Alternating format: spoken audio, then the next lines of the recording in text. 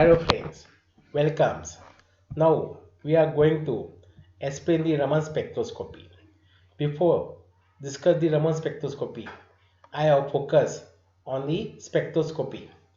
When polychromatic light passing through the prism, then it converts into monochromatic light.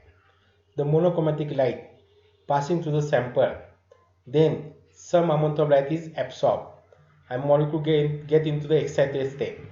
The lifetime of the excited state is very small and again come to the ground state by emission of the energy. Therefore, in the spectroscopy, they measure the chain of energy either by absorption or emission. There are two types of spectroscopy: absorption spectroscopy and emission spectroscopy. Now, which types of situations are observed in the Raman spectroscopy? Generally, the monochromatic light passing through the sample, then light is scattered in all directions, and some light are transmitted through the sample. Generally, in Raman spectroscopy, the focus on the scattered light at right angle to the incident light. The famous scientist, name of this scientist is Rayleigh, who was focused the scattered light at right angle. Therefore, some lines are observed at which frequency of incident is similar to the frequency of scattering. The frequency of incident denoted by Vi and frequency of scattering light is denoted by Vs. Therefore, such a lines is called as Rayleigh scattering and phenomenon is called Rayleigh scattering. Now, we know that frequency is inversely proportional to the wavelength. Therefore, wavelength of such a lines is also same. Therefore, lambda I equal to lambda S. The chain of frequency means frequency of incident minus frequency of scattering equal to 0. Now in case second, some lines is observed at which frequency of incident is more than the frequency of scattering. Therefore, such a lines is called Raman-Stokes lines, and wavelength of incident light is less than the wavelength of the scattering light. Such an effect is called as Raman effect, which was searched by the Indian scientist C.V. Raman.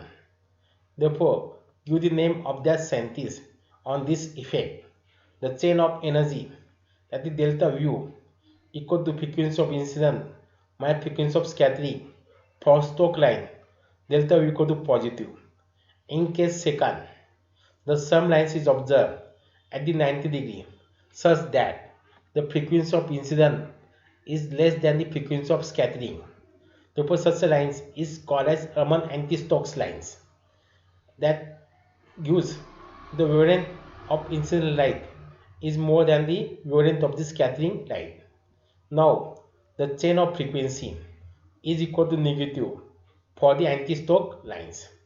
The mechanism of the Raman effect are explained by two ways: Pauli gravity of molecules, and second one is quantum theory.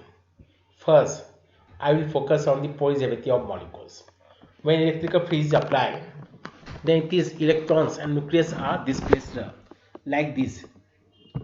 Now, when molecule is subjected to radiation of definite frequency and allowed to interact, then each molecule produces a variable electrical field like this way. Due to this, the induced oscillating dipole moment is produced and molecule is said to be polarizable. The case first, in which oscillating dipole emit the radiation of frequency which same at oscillating frequency, and this is explained by Rayleigh. Therefore, this phenomenon is called as Rayleigh scattering. However, due to vibration and rotation are considered, this vibration and rotation may change the polarizability of the molecules like this way. आप यहाँ देख सकते हो rotation और vibration की वजह से molecule की पोलराइजेबिलिटी चेंज होती है, उसके वजह से उसकी फ्रीक्वेंसी भी क्या होती है दोस्तों, चेंज होती है. And this effect was observe by Raman scientist.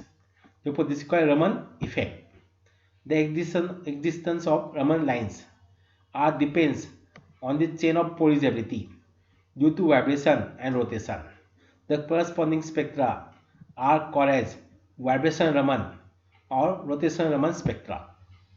Hence, molecule will be Raman active only when chain of polarizability due to either vibration or rotation. The second theory, that is called quantum theory. According to quantum theory, the incident light can be considered as stream of particle, that is called as photons, is having energy SU. दोस्तों, light मतलब एक particle का bundle होता है दोस्तों, उसे हम quanta कहते हैं या फोटोन कहते हैं दोस्तों. और this light are travelling in the form of electromagnetic radiation, that is having electrical field as well as magnetic field which are present perpendicular to each other. Now, these photons are supposed to undergo collision with molecules. Therefore, there are three types of case are observed. The case first, in which collision is elastic. The case second, that is during collision, the energy is absorbed by the molecules. Case second, in which during collision, energy is emitted by the molecules. Suppose a molecule of mass m in the energy state E1 is moving with velocity V1 and is colliding with light photon of energy SUI. During inelastic collision between photons and molecules, the molecule undergo change in its energy state as well as velocity. Let us new energy state be E2 and velocity be V2 after suffering the collision. According to the principle of conservation of energy, the total energy of the molecule and photon before and after collision is same. Therefore, E1 plus half mu square plus SUI equal to E2 plus half mv2 square plus SUS, where SUS is the energy of photon after collision. It is known that the change in velocity of molecule is practically negligible. Therefore, our equation take a simple form: E1 plus SUI equal to E2 plus SUS. Therefore, E1 minus E2 equal to SUS minus SUI. S is a constant. Take the out of the bracket. Therefore, chain of energy E1 minus E2, that is denoted by delta E, equal to S into Vs minus Vi. Now, delta E upon S equal to Vs minus Vi. The delta E upon S, consider the delta U. Therefore, Vs equal to Vi plus delta U. If E1 equal to V2, therefore, chain of energy delta E equal to 0. If delta E equal to 0, delta V also equal to 0. Therefore, at that time, Vi equal to Vs, and that is called ray scattering. Now, if E1 is less than E2, then delta V equal to negative. Therefore, Vs equal to Vi minus delta U. The frequency of incident is more than the frequency of scattering light, and this corresponding line is called as Stokes lines.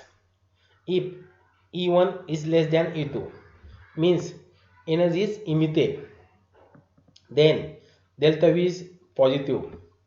Therefore, U is equal to Ui plus delta U. At that time, the frequency of scattering is more than the frequency of incident light. Then corresponding lines is observed. It is called as anti-Stokes lines. And the intensity, it depends on the relative population of the molecules. The relative population of the molecules of Stokes lines is more than the anti-Stokes lines. Therefore, intensity of Stokes lines is more than the anti-Stokes line in the Raman spectra.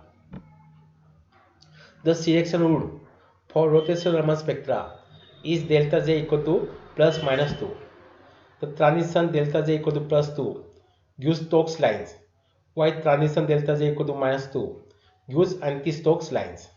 The selection rule for vibration Raman spectra is delta V equal to plus minus 1 or plus minus 2 or plus minus 3 and dash dash dash.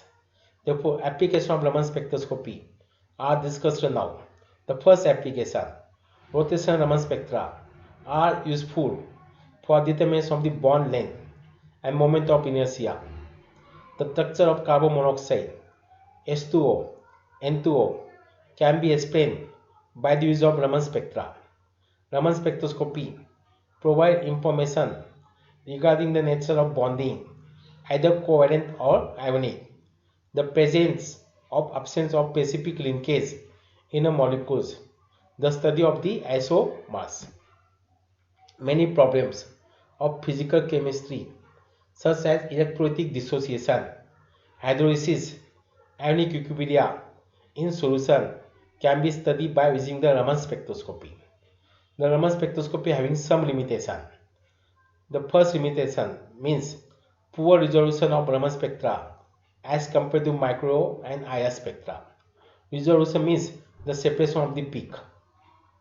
The method is accurate but not very sensitive.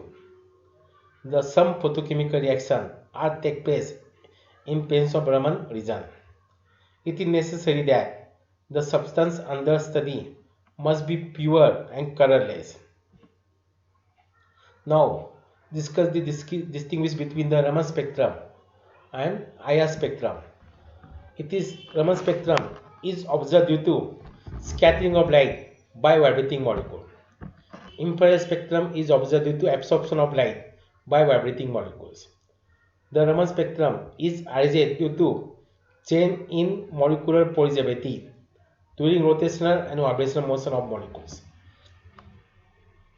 Infrared spectroscopy spectrum observed due to presence of permanent dipole moment and which changes during vibration. The Raman spectroscopy method is very accurate but not sensitive. Infrared spectroscopy is very accurate but sensitive. Homonuclear diatomic molecules are often found to be Raman active. Homonuclear diatomic molecules are often not found to be IR active. Friends, हमने investigation of molecular structure ये topic complete किया है. आई hopes आपको concept समझ में आएंगे. अगर आपको कुछ भी डिफिकल्टी होती है तो आप फ्रीली पूछ सकते हो. Don't keep quiet. Thank you so much and take care.